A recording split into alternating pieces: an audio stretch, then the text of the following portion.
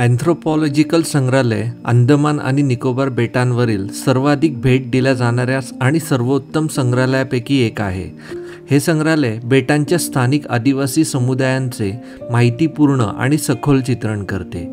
या जमातींना जगातील सर्वात प्राचीन जमातींपैकी एक मानले जाते। हे संग्रहालय पोर्ट ब्लेअरच्या मध्यबिंदूवर स्थित आहे आणि विशेषतः इतिहासप्रेमींसाठी बेटावरील आवर्जून भेट द्यावे असे स्थळ आहे।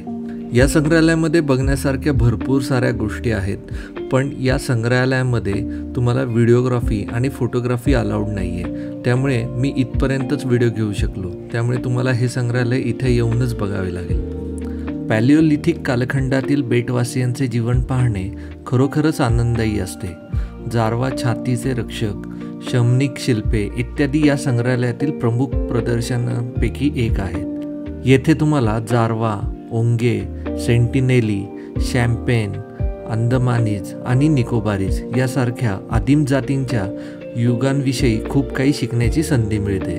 म्हणूनच अंदमानाच्या प्रवासामध्ये हे संग्रहालय नक्कीच समाविष्ट करू शकता। आता आपण निघालेलो आहे कॉर्बिन्स कोव्ह या समुद्रकिनाऱ्यावरती। कॉर्बिन्स कोव्ह हा सुंदर नारळाच्या झाडांनी सजलेला एक नयनरम्य समुद्रकिनारा आहे।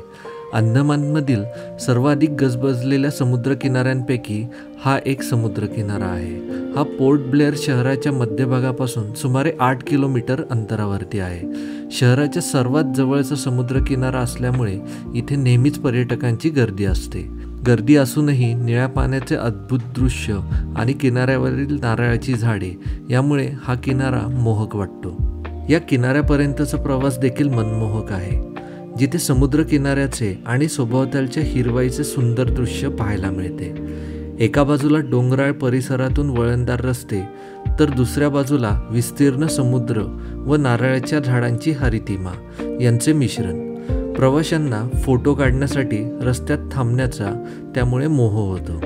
या समुद्रकिनाऱ्याचे वैशिष्ट्य म्हणजे तो पर्यटकांना साहस आणि विश्रांती याचे परिपूर्ण संतुलन प्रदान करतो। स्पीडबोट राईड्स आणि जेट स्काईंगची सुविधा इथे उपलब्ध आहे।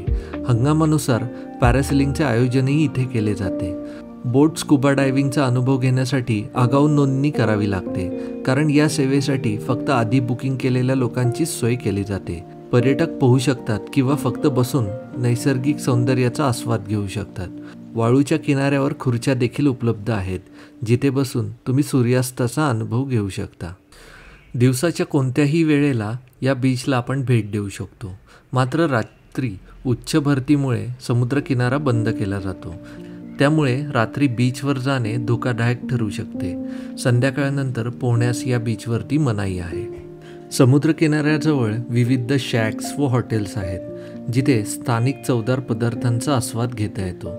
द वेव्हस कॅफे रेस्टॉरंटमध्ये तुम्ही तुमच्या प्रियजनांसोबत कॉफी किंवा स्नॅक्सचा आनंद घेऊ शकता, किंवा रस्त्याच्या कडेला असलेल्या स्ट्रीट फूड शॅक्समध्ये पटकन काहीतरी खाऊ शकता। तर आत्ता आमचे दोन्ही म्युझियम बघून झालेले आहेत आणि आपल्या टूरचा शेवटचा जो पॉईंट आहे तो तिथे आम्ही आलेलो आहे। तो आहे बीच, कार्बाइन्स पे बीच हा आहे। तर इथे वॉटर ॲक्टिव्हिटीज आहेत, पण इथं आम्ही आता काहीच करणार नाही आहे। फक्त इथे बीचवरती फिरायचं आहे आणि त्याच्यानंतर घरी जायचं आहे, कारण म्हणजे रूमवरती बेसिकली हा फक्त बीच बघायला आलेलो आहे, कारण तो आपल्या टूरच्या पॅकेजमध्ये इन्क्लुडेड आहे। आणि हा पोर्ट ब्लेअरवरचा आपण पहिला बीच बघतोय।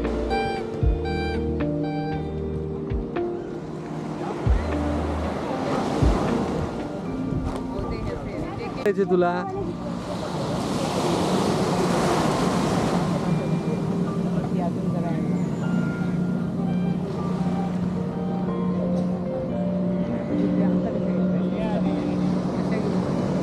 सो ही आमची लास्ट डेची रूम आहे। तर ही असा बेड आहे, इथे टीव्ही युनिट आहे, हा AC आहे, इथे बाल्कनी आहे, त्याच्यानंतर हे वॉशरूम आहे। सो ओव्हरऑल ठीकठाक आहे ही रूम। ॲक्च्युली हे होमस्टे आहे, म्हणजे इथेच वरती ओनर राहतात आणि खालचे जे रूम्स आहेत त्यांनी ते म्हणजे रेंट आउट करतात। तर आज आहे आपल्या ट्रिपचा शेवटचा दिवस, म्हणजे अंदमानमधला लास्ट डे.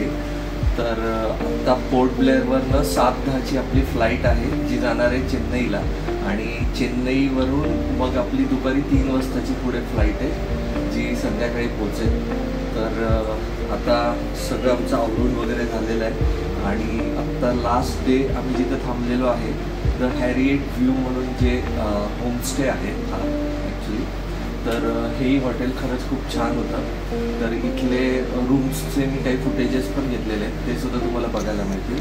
तर आता पटापट आवरून आम्ही निघालेलो आहे एअरपोर्टला. 6 वाजता ड्रायव्हर खाली येईल आणि मग आपल्याला सगळ्या बॅग्स वगैरे चेक इन करून मग 7:10ची फ्लाईट पकडून चेन्नईला जायचं आहे.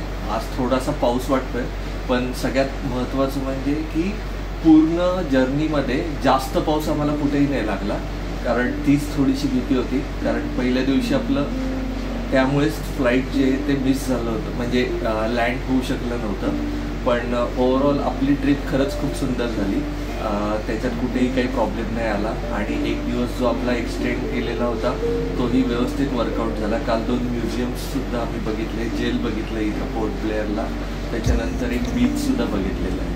तर आता आम्ही निघणार आहोत एअरपोर्टसाठी.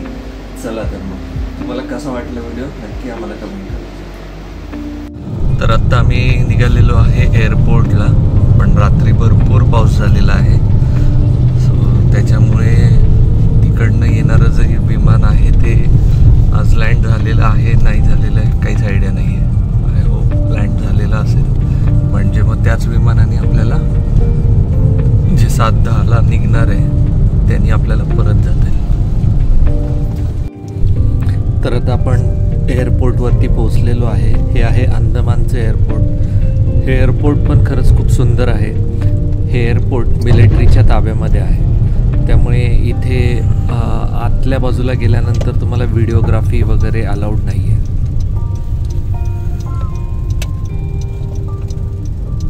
साधारण 9-10 दिवसांच्या प्रवासानंतर आता आम्ही पुन्हा घरी चाललेलो होतो.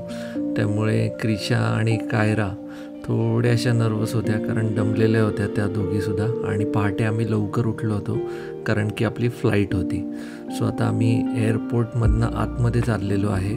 सगळ्या बॅग्स ट्रॉलीवरती ठेवलेल्या आहेत आणि त्या बॅग्सवरती कायरा बसलेली आहे. तर आता आमचा जो प्रवास आहे तो अंदमानवरून चेन्नईला जायचा आहे आम्हाला सुरुवातीला, आणि मग चेन्नईवरून आपल्याला पुण्यासाठीची डायरेक्ट फ्लाईट मिळेल. सो एक फ्लाईट आपल्याला चेंज करावी लागणार आहे. बाहेर बघू शकता की भयानक पाऊस आहे. क्लायमेटसुद्धा भरपूर खराब आहे, पण आपलं टेक ऑफ जे आहे ते व्यवस्थित झालेलं आहे.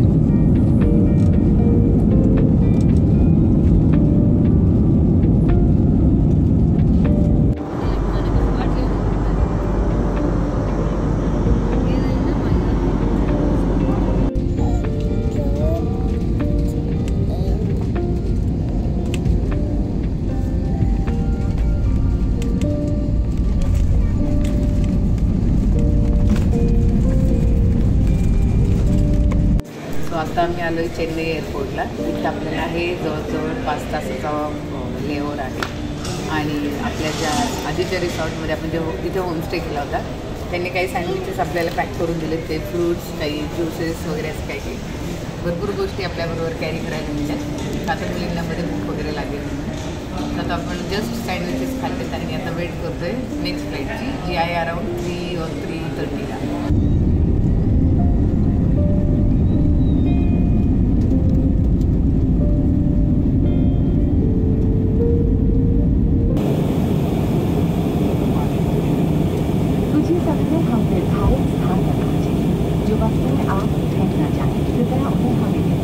सीट बेल्ट साइन ऑन होने पर अपनी कुर्सी सीधी करें और कुर्सी